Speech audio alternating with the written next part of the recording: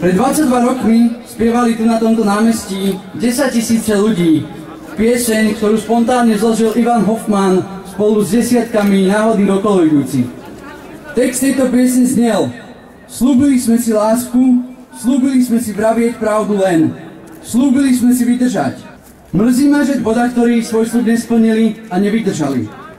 Že istí ľudia v tejto krajine síce i dnes intenzívne pociťujú lásku, avšak je to láska najmä k peniazom a treba poznamenať, že k peniazom, ktoré im nepatria.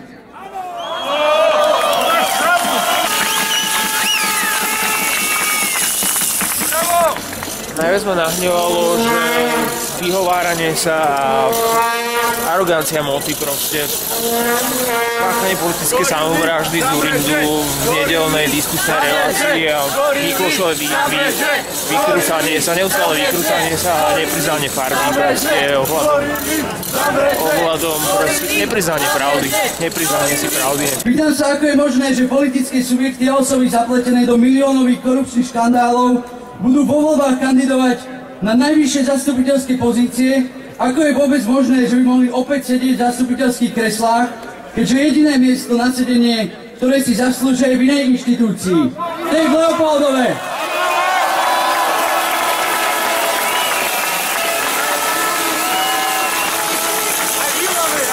Prišli sme podporiť slovenský ľud kvôli tomu, že sme sa tu takto stretli, aby sme konečne dali priestor ľudu, nie tejto bande, ktorú my im dávame mandát a oni si z nás robia prdel, oni si z nás robia prču. Neužívajú svoju moc. Veď to oni nám sa majú kláňať. Veď keď ide politik po ceste a vidí chlapa s lopatou, tak sa mu má pokloniť a nie chodiť ako vystretý frajer a nadradený sa nad ním cítiť. Oni sa majú kláňať nám, my, ktorí platíme dane. Máme to dosť! Máme to dosť! Máme to dosť! Máme to dosť! A teraz mi dovolte privítať hlavnú našu hviezdu, lovca goril Tom Nicholson.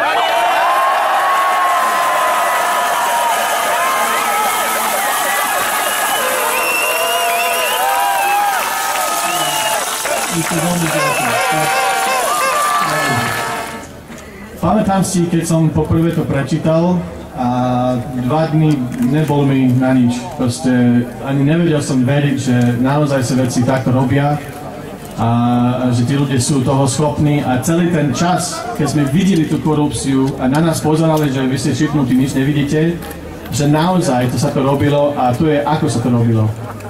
A vám chápem teraz, ako máte pocit, ako máte emócie, ale myslím si, že je to veľmi dôležité, aby ten hnev, čo všetci teraz cítime, sa previedlo, sa vymenilo na niečo produktívne, aby sme niečo kreovali z toho.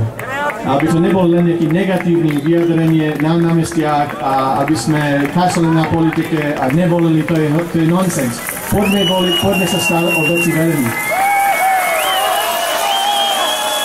Jak budeme odísť, kto by mal odísť? Mali by odísť všetci tí, čo sú tam teraz, pretože už sú tam príliš dlho. Ďakujeme za to, že áno, nejakú časť práce odviedli, ale už stačilo. Už nech tam pustia naozaj niekoho iného, kto má na starosti a niečo iné ako nahrabať si vlastné vrecka. Tak samozrejme sa to odhalilo a je dobre. Je dobre, že človek o tom vie a vie, čo sa deje a preto tento národ sa postavil konečne na nohy a konečne si začína uvedomovať svoju hodnotu.